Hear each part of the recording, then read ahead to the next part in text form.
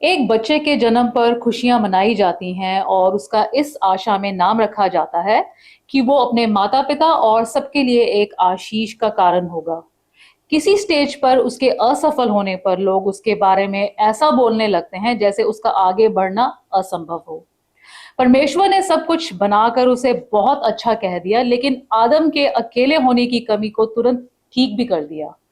हम अपने जीवन में इस प्रकार कैसे आशा की नई किरण भर सकते हैं कि सफल हों? आज हम इसी टॉपिक पर बात करेंगे। शुरू करते हैं परमेश्वर के वचन से। परमेश्वर का वचन हमने यिर्मयाह नबी की पुस्तक उसका 29 अध्याय उसकी 11 आयत से लिया है। यहाँ इस प्रकार लिखा हुआ है, क्योंकि यहोवा की यह वाणी है कि जो कल्पनाएं मैं तुम्हारे विषय करता हूँ उन्हें मैं जानता हूँ, वे हानि की नहीं वरन कुशल ही की हैं, और अंत में तुम्हारी आशा पूरी करूंगा। तब उस समय तुम मुझको पुकारोगे और आकर मुझसे प्रार्थना करोगे और मैं तुम्हारी सुनूंगा। तुम मुझे ढूंढोगे और पाओगे भी, क्योंकि तुम अपने संपूर्ण मन से मेरे पास आओगे।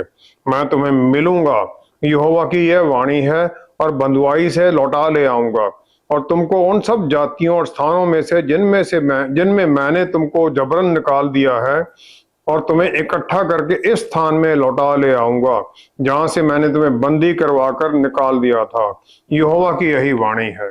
परमेश्वर के वचन को पढ़े और सुने जाने से आशीष हो। आमेन।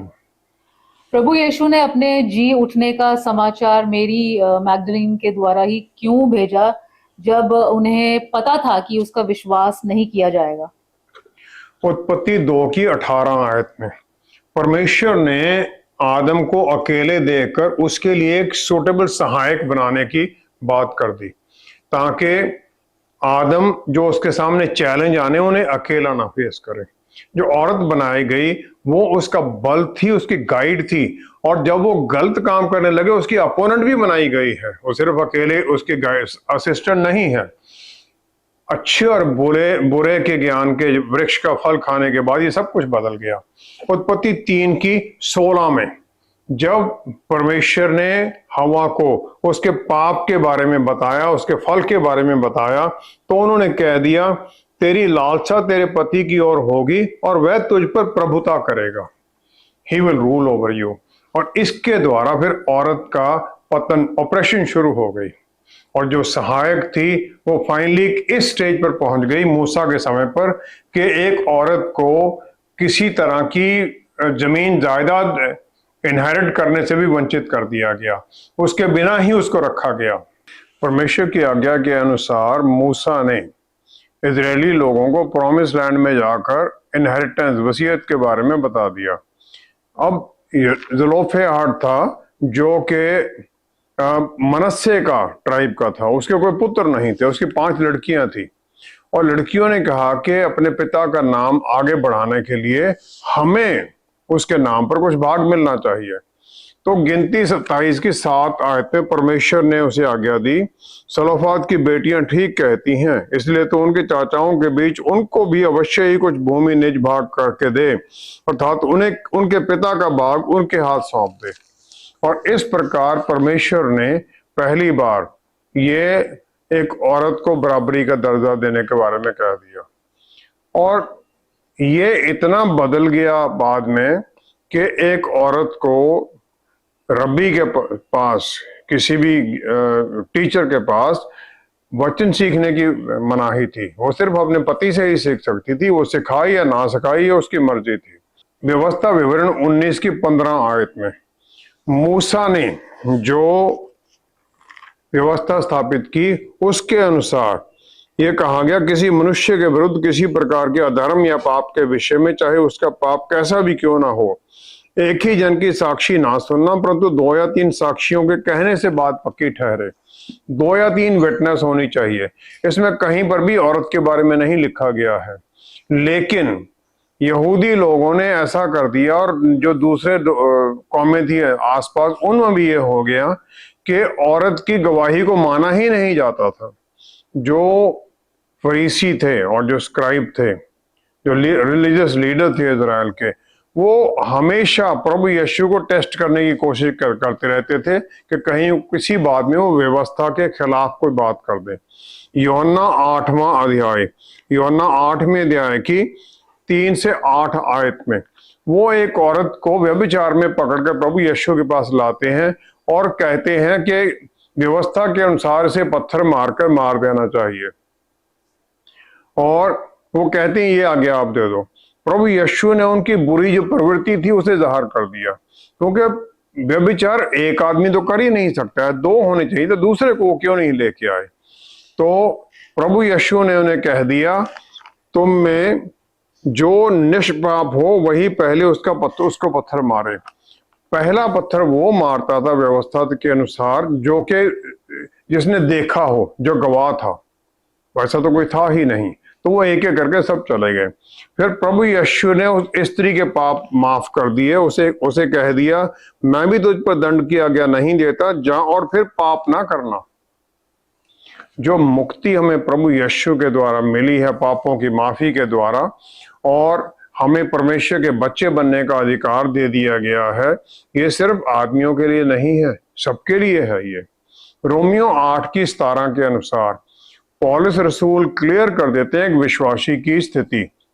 वो कहते हैं हम परमेश्वर के वारिस हैं, प्रभु यीशु के साथ संगी वारिस, जॉइंट एयर्स हैं प्रभु यीशु के साथ, और ये सबके लिए बराबर है, आदमी औरत सबके लिए। और जो ये पाप रहित जीवन प्रभु यीशु ने हमें माफी के द्वारा दे दिया, इसमें हर तरह के शराब को भी हटा दिया गया। गलातियों की पुस्तक 3 अध्याय 13वीं आयत के अनुसार प्रभु यीशु हमारे लिए श्रापित हो गए ताकि हम श्रापों से मुक्ति पाएं, और उनके आने, कुर्बानी, दोबारा जी उठना, स्वर्ग में उठाए जाना, ये सब कुछ पर्पस इसका क्या था। और फिर मैरी मैगडलीन को चुन लेना कि वो संदेश लेके जाए, पहला अपोस्तल उसे बना दिया, वो ये था कि औरत को भी बराबर का दर्जा मिल जाए। जो प्रभु यीशु के जन्म का पहला मैसेज जो मिलता है, गैब्रियल आकर एक औरत मरियम को मैसेज देता है कि तुम मां बनोगी, और फिर लूका 1:43 आयत के अनुसार उसकी कॉन्फर्मेशन भी एलिजाबेथ है, जो कि यूहन्ना बपतिस्मा देने वाले की माता है, वो इसका कॉन्फर्मेशन करती है। वो कहती है कि मुझे ये अनुग्रह कहां से हुआ कि मेरे प्रभु की माता मेरे पास आई है, मेरे प्रभु की माता मेरे पास आई है। वो कंफर्म कर देती है आत्मा में भरकर कि मरियम के अंदर जो है वो परमेश्वर का पुत्र है। तो कॉन्फर्मेशन भी औरत के द्वारा होती है। जो बाद का समय था, पौलुस रसूल ने कुरिन्थ के अंदर जो चरित्र का पतन हो रखा था, तो उसके अनुसार फिर पौलुस रसूल ने पहला कुरिन्थियों 14 अध्याय 34-35 आयत के अनुसार एक औरत को चर्च में बोलने या सवाल पूछने से वर्जित कर दिया कि वो अपने घर में अपने पति से पूछे। इस बात को आज बहुत चर्च लागू कर देती हैं कि औरत चर्च में बोलेगी नहीं। जो मुक्ति का संदेश, जो मुक्ति दी परमेश्वर ने, वो सबको फिर वो बेअसर कर देती हैं। प्रभु यीशु शुरू से क्रिएटर है, सब कुछ उन्होंने बनाया है, और जो सलीब के ऊपर उनकी कुर्बानी है वो रिक्रिएशन है। ह्यूमैनिटी को सबको दोबारा बनाया जाना है और फिर परमेश्वर के साथ रिश्ते में दोबारा स्थापित कर देना है। दोबारा बनाया जाना ये नहीं कि दोबारा आदमी औरत को दोबारा बनाया, उनकी प्रवृत्ति को दोबारा बनाया जाना है, उन्हें मुक्ति देकर उनकी सोल और स्पिरिट को आजाद करना है। प्रेरितों की पुस्तक 10वां अध्याय 34 आयत में पतरस रसूल को परमेश्वर आज्ञा देते हैं कि तुम सिजेरिया में कॉर्नेलियस जो कि एक सूबेदार है उसके घर जाओ, और फिर वहां पर वो जाता है तो पवित्र आत्मा आ जाते हैं, सबके ऊपर उतरते हैं।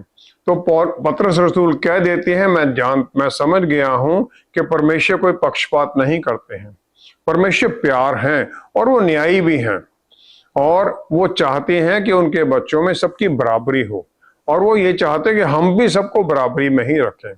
मैरी मैगडलीनी और जो दूसरी औरतें थी, और प्रभु यीशु जो कि क्रिएटर हैं, जिन्होंने सब कुछ बनाया है, जिनका सब कुछ है, वो मुक्तिदाता हैं।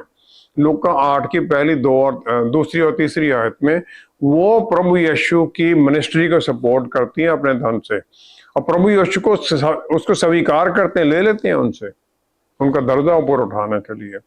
यूहन्ना 20:17 में मैरी मैगडलीन को जो भेजा जाता है, उनके जी उठने का और स्वर्ग में जाने का जो समाचार लेकर वो ये, और फिर जो वो औरत व्यभिचार में पकड़ी गई थी उसको माफी देना, उसको कंडेम ना करना।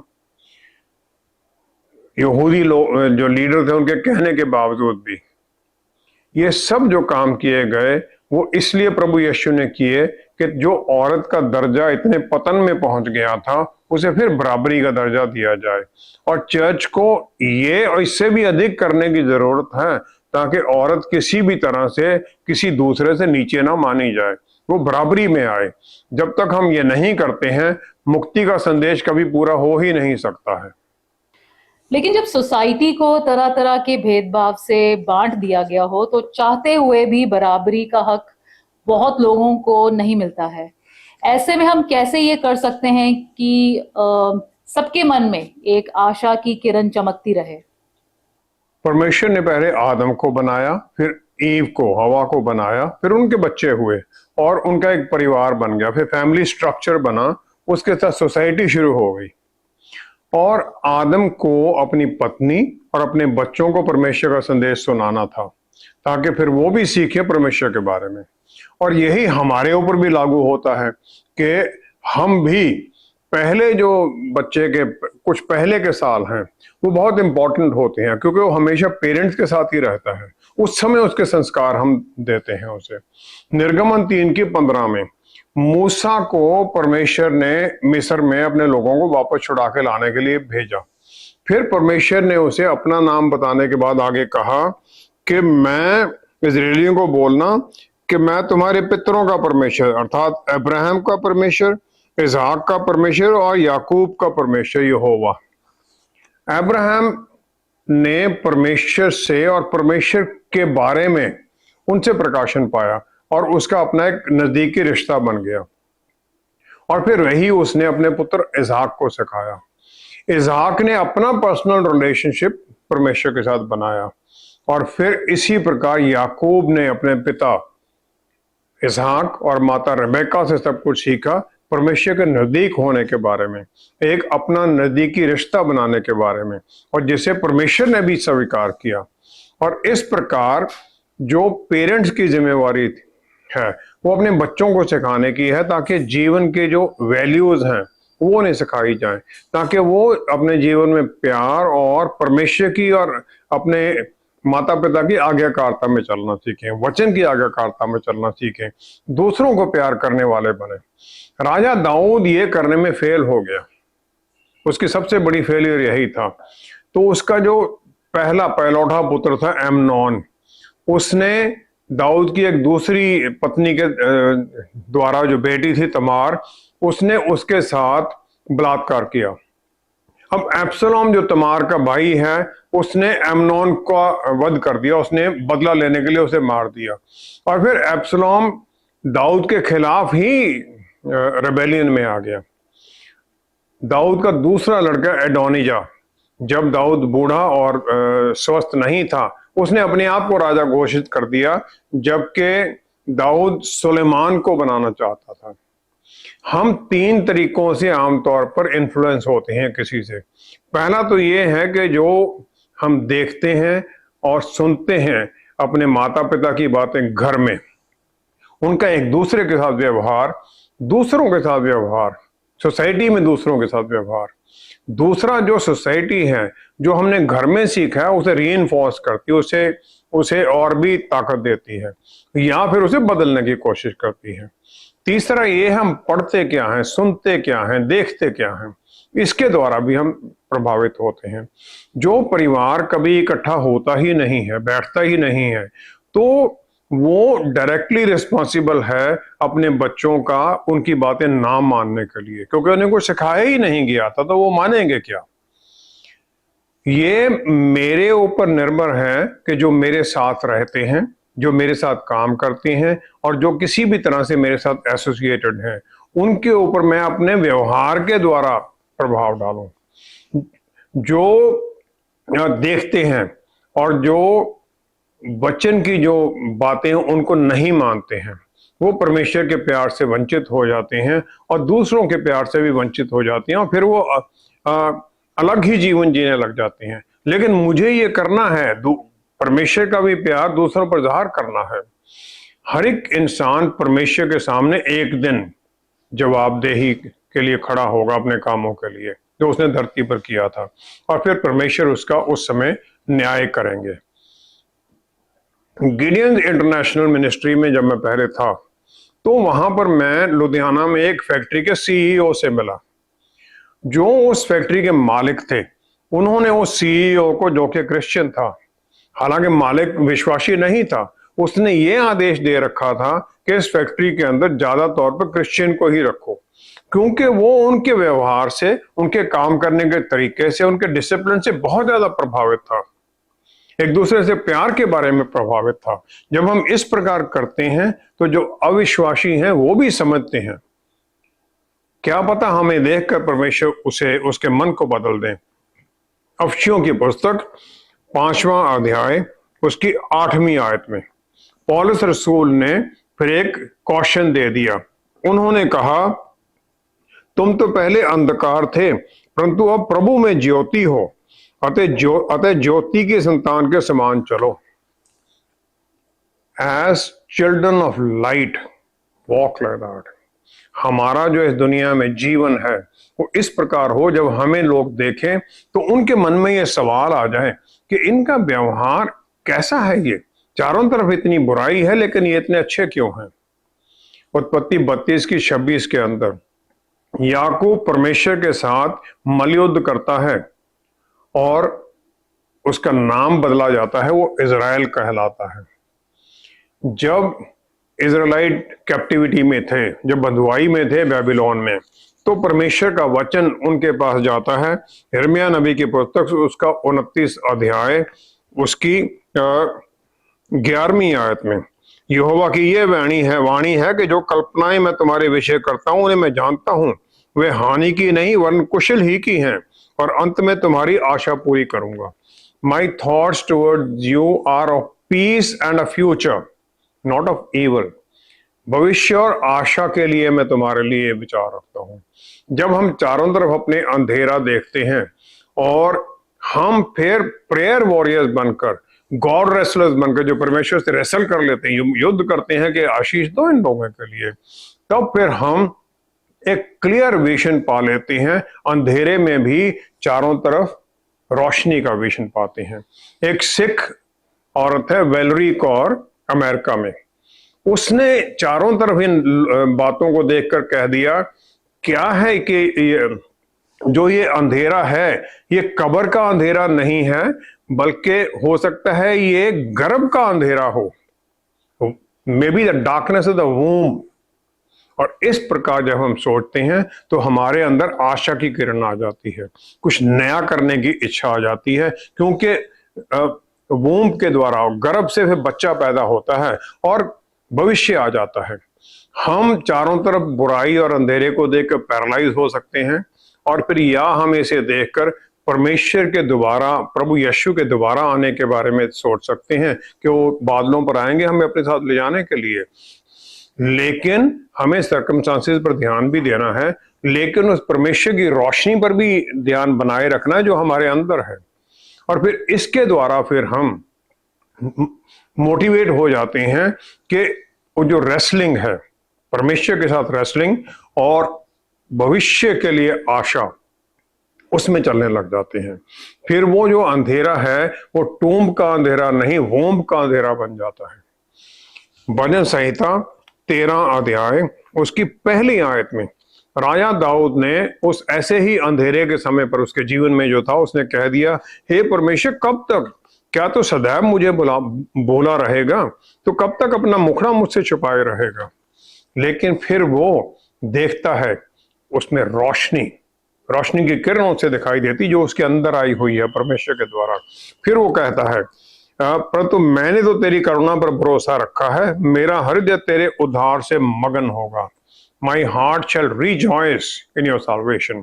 पहला शमूएल 30 अध्याय 6 आयत में दाऊद और उसके लोग वापस आते हैं ज़िक्लैग में, जहां वो है सौल से छुपा हुआ, राजा सौल से। तो वो देखते हैं अमालेकियों ने हमला करके उस जगह को नष्ट कर दिया, सबको पकड़ कर ले गए कैदी। जो दाऊद के साथी हैं वो भी उसे पत्थर मारना चाहते हैं, वो उसे एक्यूज करते हैं कि इसके कारण सब कुछ हुआ, क्योंकि सब उनके बीवी बच्चे सब चले गए। उस अंधेरे में भी दाऊद रोशनी को देखता है, वो परमेश्वर में अपना हियाब बांधता है और फिर वो जाते हैं, अमालिकियों को हराकर सब कुछ वापस पाते हैं। यिर्मयाह नबी की पुस्तक उसका 29 अध्याय फिर 12वीं आयत में ऐसी ही हालात में परमेश्वर एक वायदा कर देते हैं।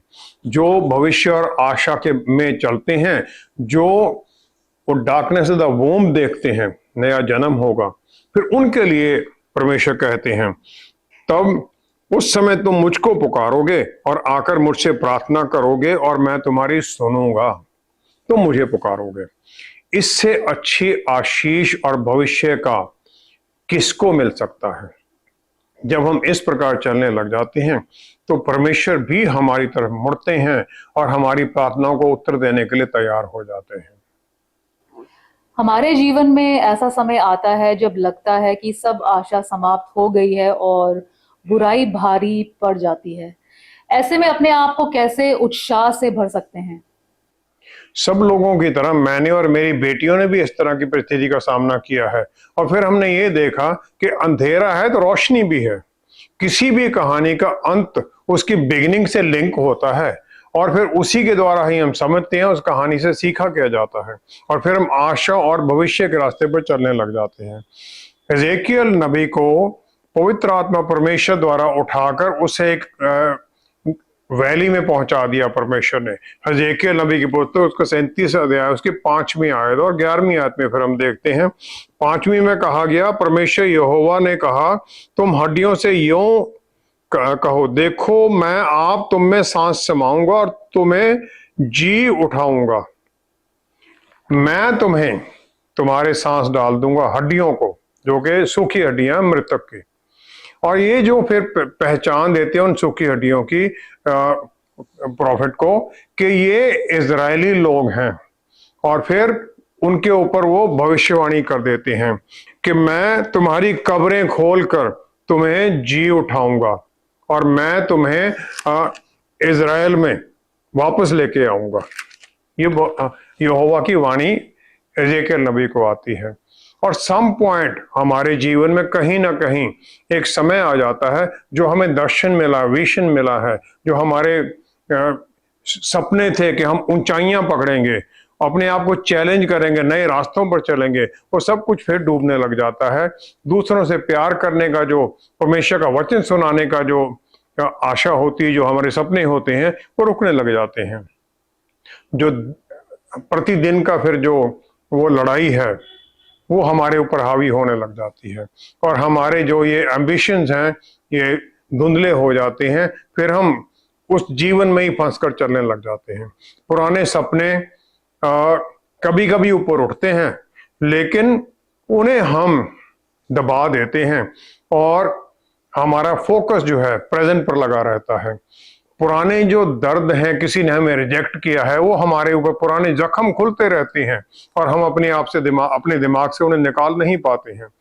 फिर एजेकियल नबी की जो प्रोफेसी है वो हमें सुनाई देती है कभी कभी विश्वासी को, और फिर जो भविष्यवाणी है हमारे मुक्तिदाता और रिडीमर की, क्रिएटर की, वो ये कहते हैं, अपनी सूखी हड्डियों को बोल कि ऐ मेरी सूखी हड्डियां, परमेश्वर के वचन को सुन।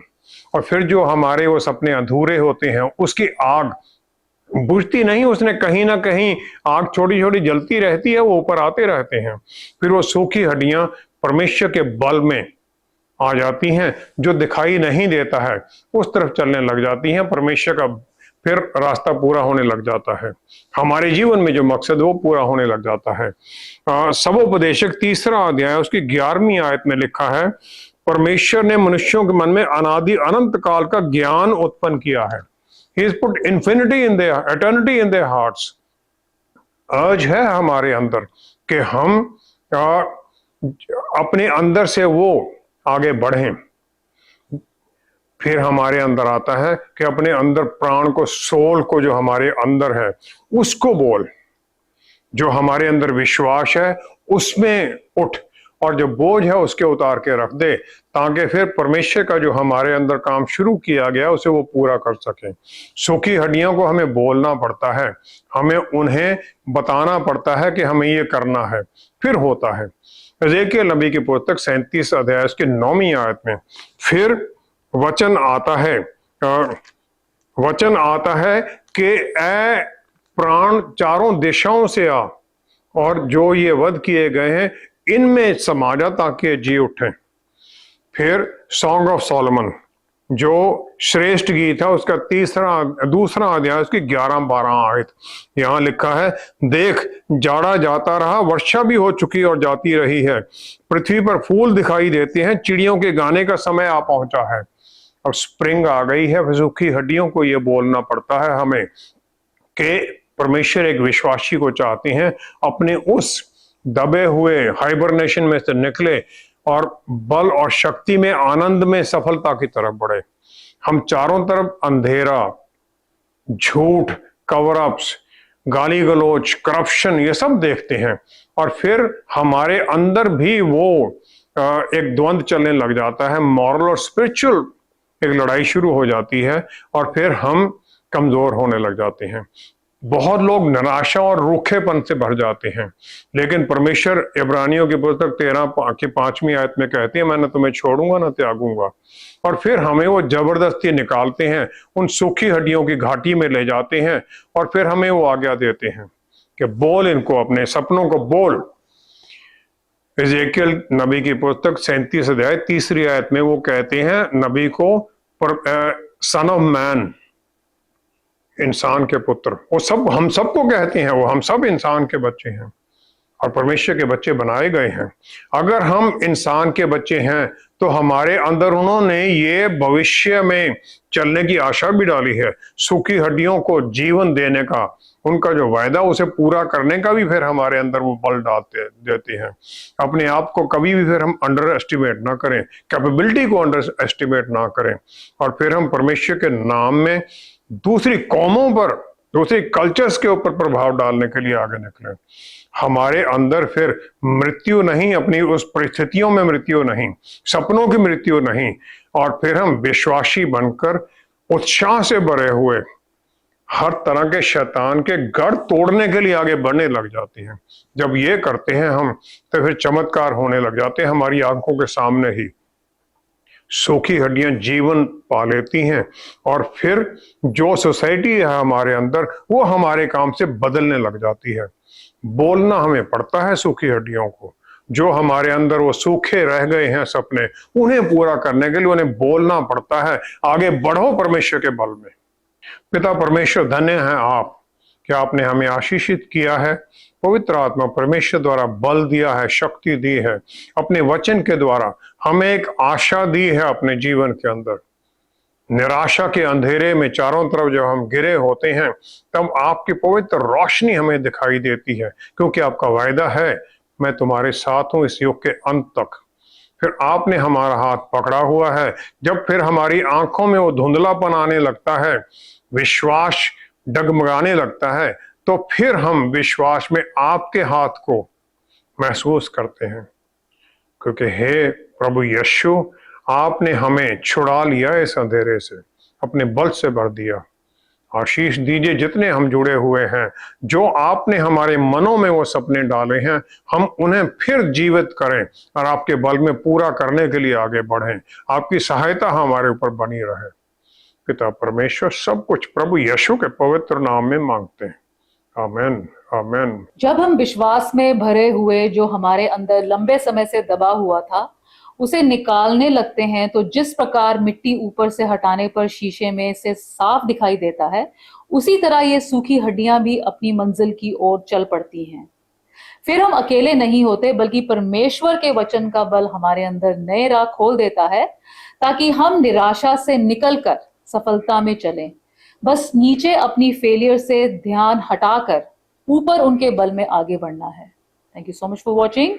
See you next time. Stay blessed. Shalom.